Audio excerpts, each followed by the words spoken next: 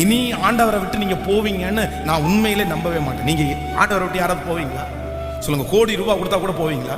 கண்டிப்பா போக மாட்டீங்க. என்னதான் இருந்தாலும், யாரை நேசிச்சாலும், ஒரு ஆண்டவருக்கு பிரியமில்லாத ஒரு பையனையே நீங்க நேசிச்சு கல்யாணம் பண்ணா கூட, ஆண்டவருக்கு பிரியமில்லாத ஒரு பொண்ணை நீங்க கல்யாணம் பண்ணி நேசிச்சு கல்யாணம் பண்ணா கூட, உங்க மனசனுடைய ஒரு வாரத்துல இந்த இயேசுவை உங்களால தூக்கி போட கேட்கல. சத்தமா சொல்லுங்க.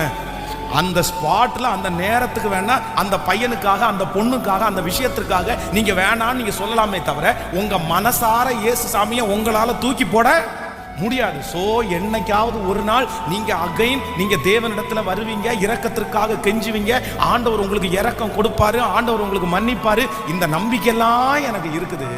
ஆனா அந்த கீறல், அந்த அசுத்தம், அந்த ஐக்கான், இப்படிதான் இதை மாத்தவே முடியாதுன்ற ஒரு சூழ்நிலைக்கு நீங்க வந்துட்டீங்கன்னா ஒண்ணுமே பண்ண முடியாதுல்ல.